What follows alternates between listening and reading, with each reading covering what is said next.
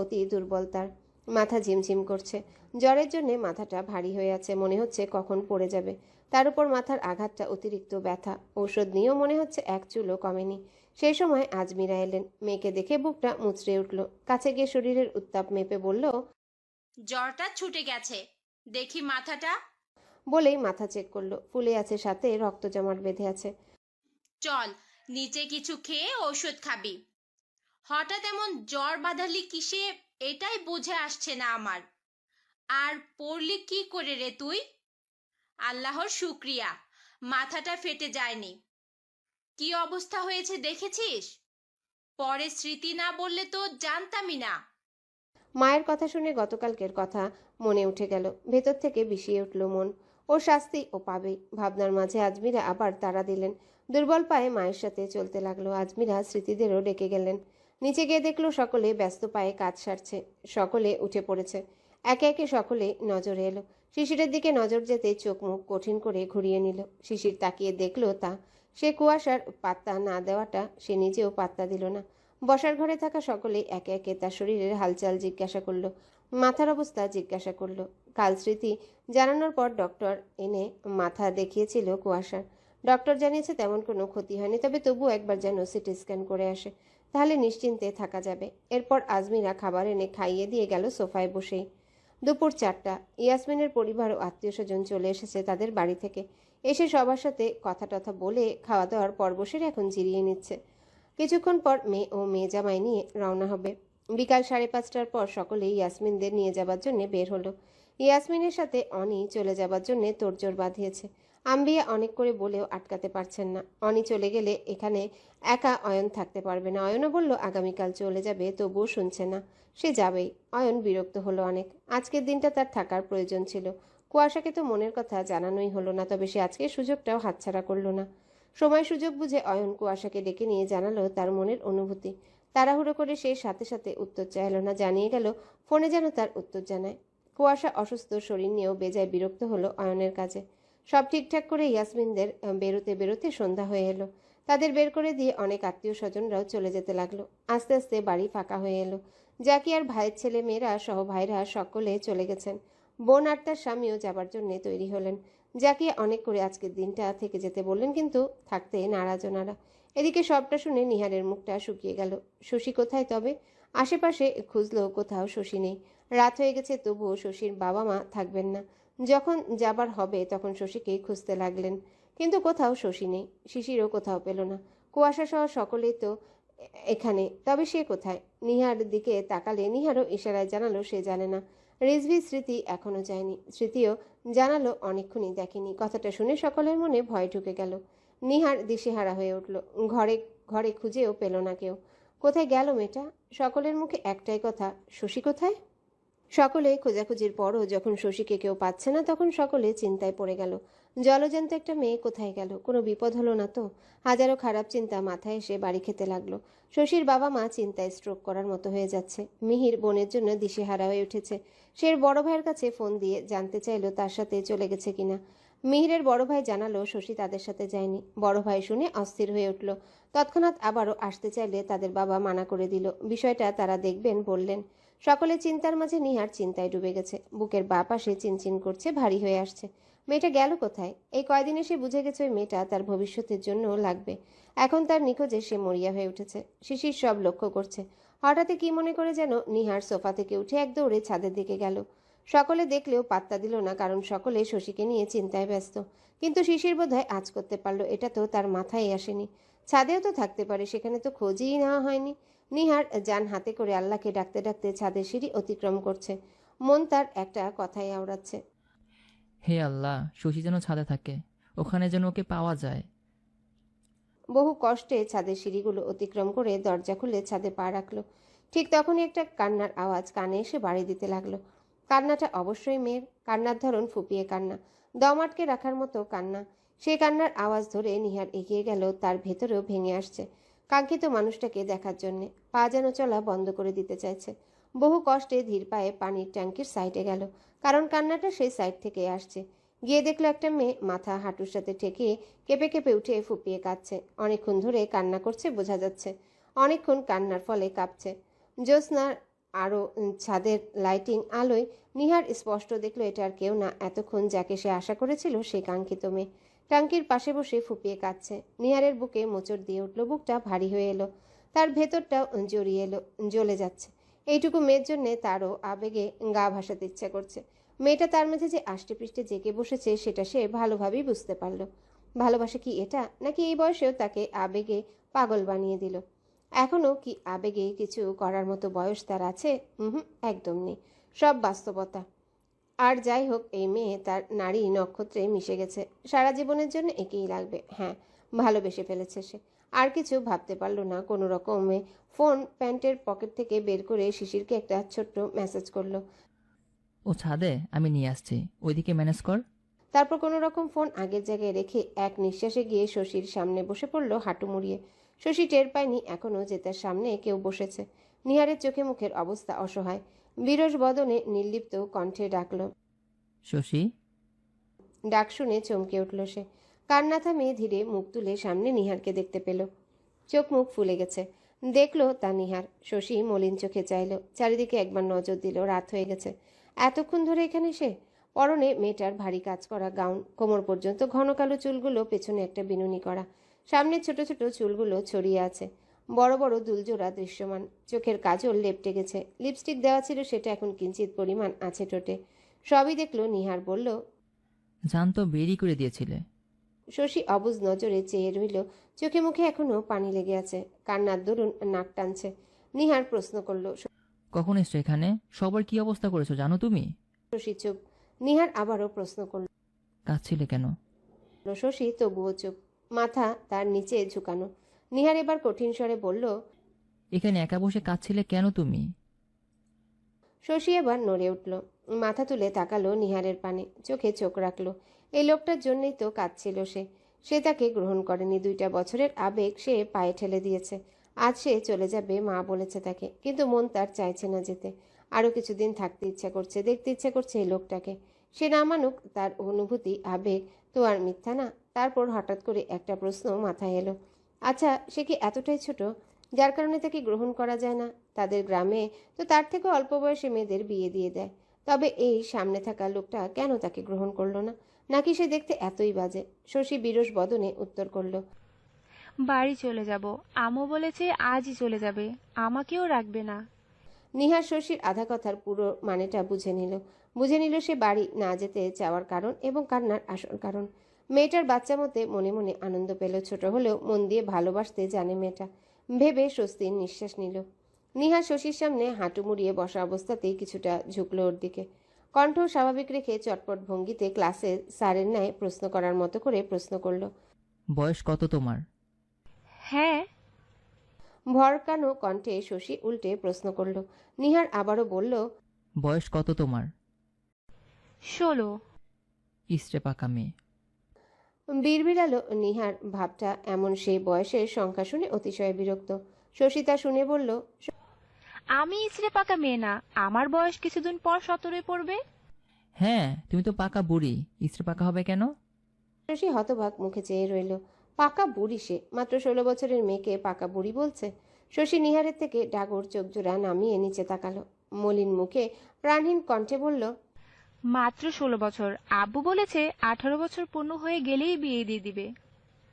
শশী কথাটা কেন বলল জানে না, তার মনে আসলো তাই বলে দিল। এত ভেবে বলেনি। সে তো জানে এই লোকটা তাকে পছন্দ করে না। নিহার কথাটা শুনে আশ্চর্য আবার ভাব ধরে বিস্মিত তর কণ্ঠ করে কলির চুল চুলকিয়ে মাথা নিচের দিকে দিয়ে বলল, এখনো 2 বছর অপেক্ষা করতে হবে তাহলে। এ মেয়ে মেয়েই ছাড়বে আমাকে।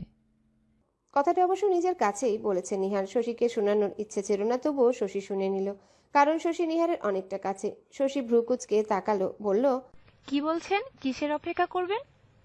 শশীর প্রশ্নে সে শশীর দিকে একদম ঝুঁকে এলো, মুখের সামনে মুখ, একে অপরের উষ্ণ নিঃশ্বাস মুখে মুখে বাড়ি খাচ্ছে।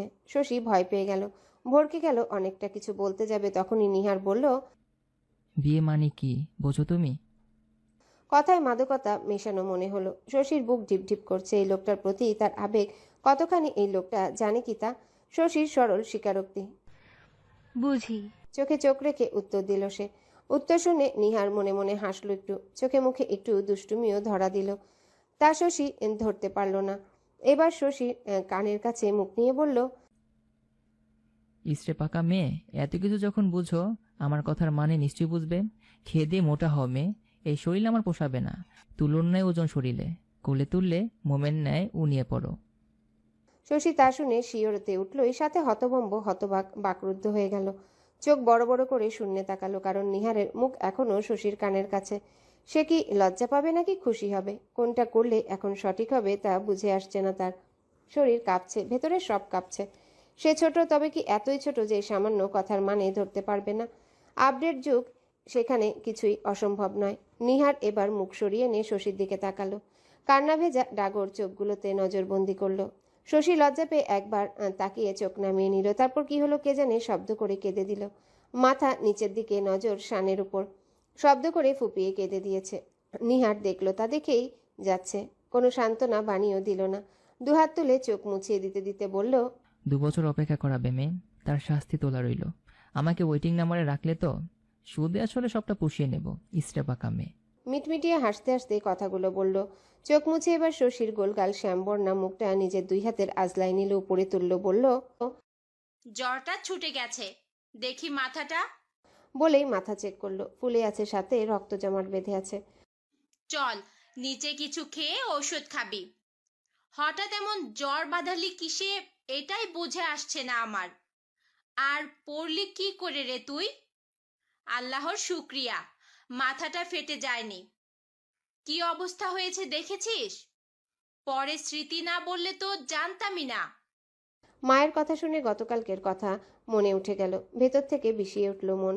ওর শাস্তি ও পাবেই। ভাবনার মাঝে আজমিরা আবার তাড়া দিলেন। দুর্বল পায়ে মায়ের সাথে চলতে লাগলো। আজমিরা স্মৃতিদেরও ডেকে গেলেন। নিচে গিয়ে দেখলো সকলে ব্যস্ত পায়ে কাজ সারছে। সকলে উঠে পড়েছে। একে একে সকলে নজরে এলো। শিশিরের দিকে নজর যেতে চোখ মুখ কঠিন করে ঘুরিয়ে নিল। শিশির তাকিয়ে দেখলো তা। সে কুয়াশার পাত্তা না দেওয়াটা সে নিজেও পাত্তা দিল না। বসার ঘরে থাকা সকলে একে একে তার শরীরের হালচাল জিজ্ঞাসা করলো, মাথার অবস্থা জিজ্ঞাসা করলো। কাল স্মৃতি জানানোর পর ডক্টর এনে মাথা দেখিয়েছিল কুয়াশার। ডক্টর জানিয়েছে তেমন কোনো ক্ষতি হয়নি, তবে তবু একবার যেন সিটি স্ক্যান করে আসে, তাহলে নিশ্চিন্তে থাকা যাবে। এরপর আজমিরা খাবার এনে খাইয়ে দিয়ে গেল সোফায় বসেই। দুপুর 4টা। ইয়াসমিনের পরিবার ও আত্মীয় স্বজন চলে এসেছে তাদের বাড়ি থেকে। এসে সবার সাথে কথা টথা বলে খাওয়া দাওয়ার পর বসে এখন জিরিয়ে নিচ্ছে। কিছুক্ষণ পর মেয়ে ও মেয়ে জামাই নিয়ে রওনা হবে। বিকাল 5:30টার পর সকলেই ইয়াসমিনদের নিয়ে যাবার জন্য বের হলো। ইয়াসমিনের সাথে অনি চলে যাবার জন্য তোড়জোড় বাঁধিয়েছে। আম্বিয়া অনেক করে বলেও আটকাতে পারছেন না। অনি চলে গেলে এখানে একা অয়ন থাকতে পারবে না। অয়নও বলল আগামীকাল চলে যাবে, তবুও শুনছে না। সে যাবেই। অয়ন বিরক্ত হলো অনেক। আজকের দিনটা তার থাকার প্রয়োজন ছিল। কুয়াশাকে তো মনের কথা জানানোই হলো না, তবে সে আজকের সুযোগটাও হাতছাড়া করলো না। সময় সুযোগ বুঝে অয়ন কুয়াশাকে ডেকে নিয়ে জানালো তার মনের অনুভূতি।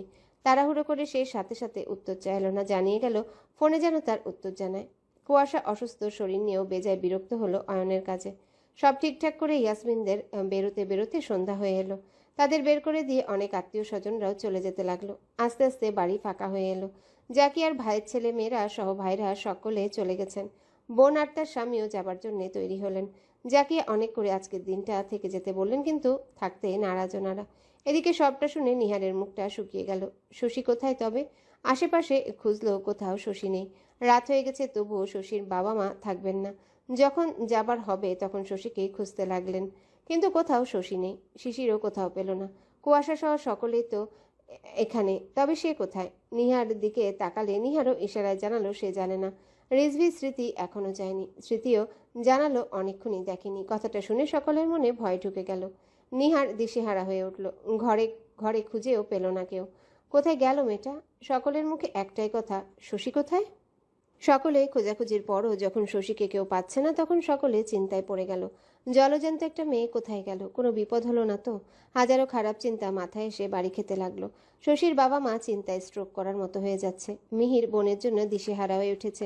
সে বড় ভাইয়ের কাছে ফোন দিয়ে জানতে চাইলো তার সাথে চলে গেছে কিনা। মিহিরের বড় ভাই জানালো শশী তাদের সাথে যায়নি। বড় ভাই শুনে অস্থির হয়ে উঠল। তৎক্ষণাৎ আবারও আসতে চাইলে তাদের বাবা মানা করে দিল। বিষয়টা তারা দেখবেন বললেন। সকলে চিন্তার মাঝে নিহার চিন্তায় ডুবে গেছে। বুকের বাঁ পাশে চিনচিন করছে, ভারী হয়ে আসছে। মেয়েটা গেল কোথায়? এই কয়দিনে সে বুঝে গেছে ওই মেয়েটা তার ভবিষ্যতের জন্য লাগবে। এখন তার নিখোঁজে সে মরিয়া হয়ে উঠেছে। শিশির সব লক্ষ্য করছে। হঠাৎই কি মনে করে যেন নিহার সোফা থেকে উঠে এক দৌড়ে ছাদের দিকে গেল। সকলে দেখলেও পাত্তা দিল না, কারণ সকলে শশীকে নিয়ে চিন্তায় ব্যস্ত। কিন্তু শিশির বোধহয় আজ করতে পারলো, এটা তো তার মাথায় আসেনি। ছাদেও তো থাকতে পারে, সেখানে তো খোঁজই নেওয়া হয়নি। নিহার যান হাতে করে আল্লাহকে ডাকতে ডাকতে ছাদের সিঁড়ি অতিক্রম করছে। মন তার একটা কথাই আওড়াচ্ছে। হে আল্লাহ, শশী যেন ছাদে থাকে, ওখানে যেন ওকে পাওয়া যায়। বহু কষ্টে ছাদের সিঁড়িগুলো অতিক্রম করে দরজা খুলে ছাদে পা রাখলো। ঠিক তখনই একটা কান্নার আওয়াজ কানে এসে বাড়ি দিতে লাগলো।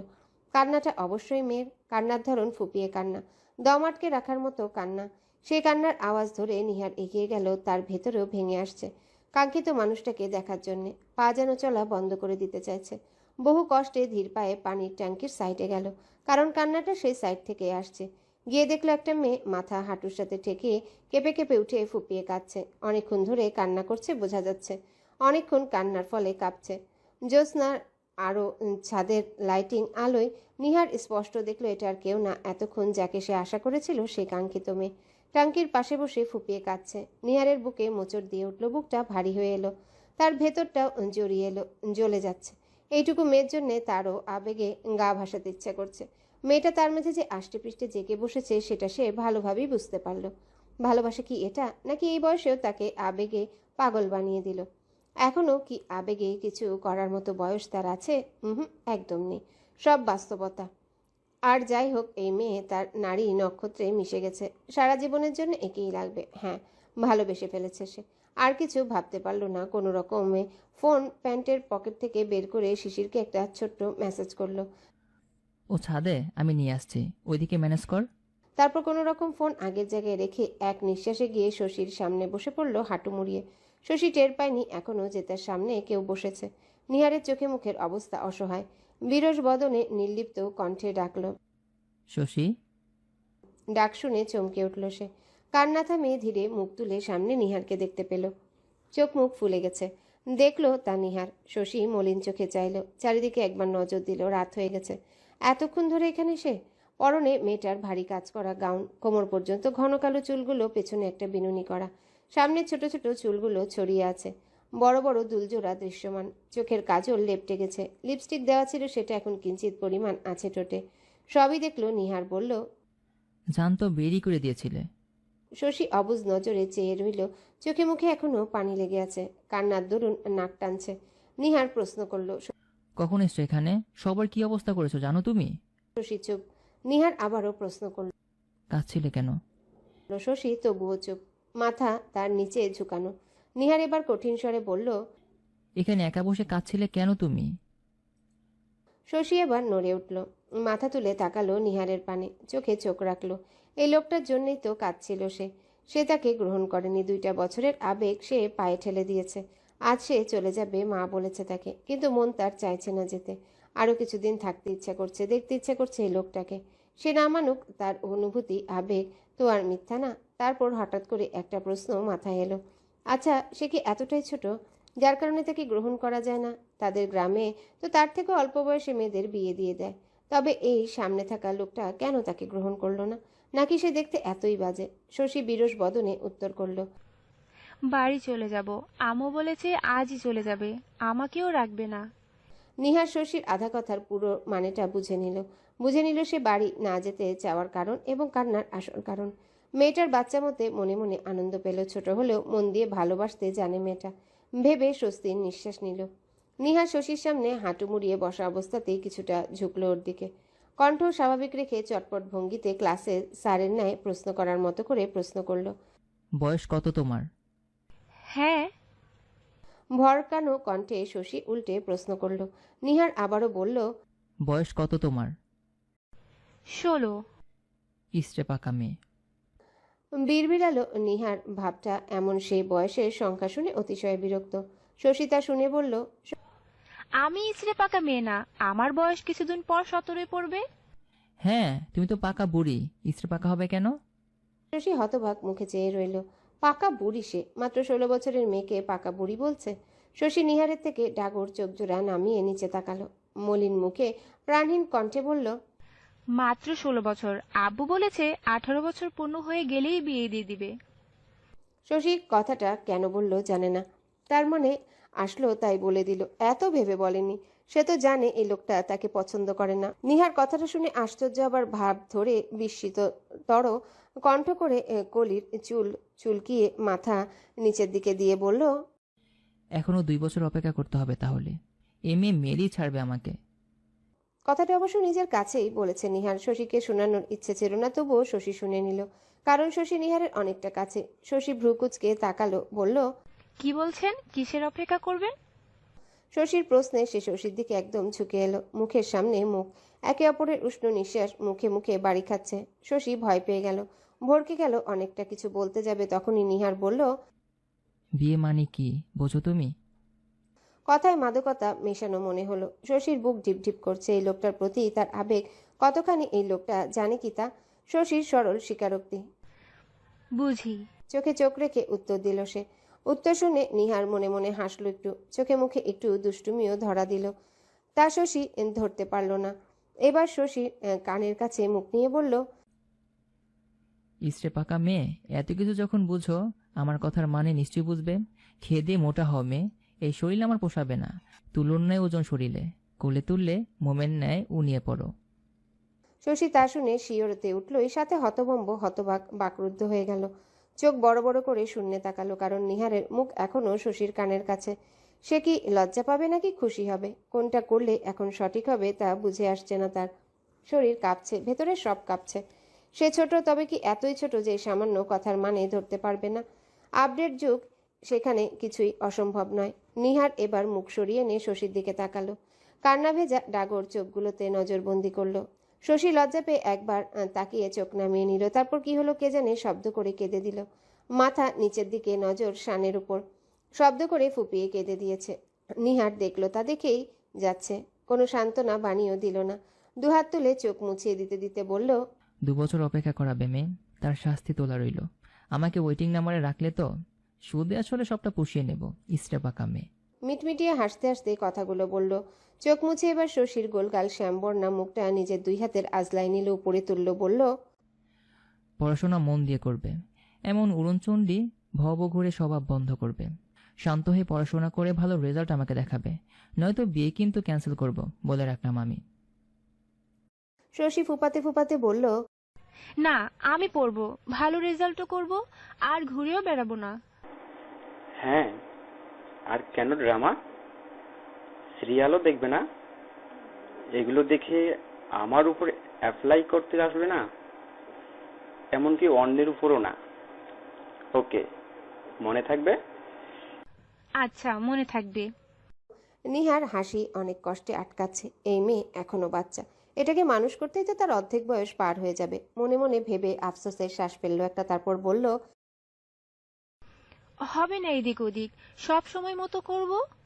নিহার মনে মনে অনেকটাই হাসলো। কিরকম পাগল এই মেয়ে তার প্রতি! সব রকম শর্ত মানতে রাজি, তবুও তার তাকে চায়। নিজেকে সুখী সুখী লাগছে। এক জীবনে একটা মেয়ের এতটা ভালোবাসা পাওয়া কি চারটিখানি কথা? সে তো বহু সাধনার ফল। শশী এবার প্রশ্ন করল, আমি সব করব, সব কথা মানবো আপনার, মন দিয়ে পড়াশোনা করব। শুধু আপনি আমাকে বেশি বেশি ভালোবাসবেন তো? আমার কিন্তু বেশি ভালোবাসা চাই, অল্প ভালোবাসায় পোষবে না এই শশীর। আবেগী উত্তর তার। শশী আনন্দে আটখানা হয়ে গেল, দাঁত বের করে হেসে দিল। নিহার তা দেখলো, মন দিয়ে দেখলো। চাঁদ বরণ মায়াবী মুখখানায় চাঁদের আলোয় এক টুকরো হাসি ঝিলিক হৃদয়ের গহীনে গিয়ে লাগলো তার। প্রগাঢ় দৃষ্টিতে চেয়ে রইল। এই এক টুকরো ছোট্ট মেয়ে তার হৃদয়ে নাড়াতে সক্ষম হলো। তবে তুখোর নেশালো এই মেয়ে, একদম আফিমের ন্যায়।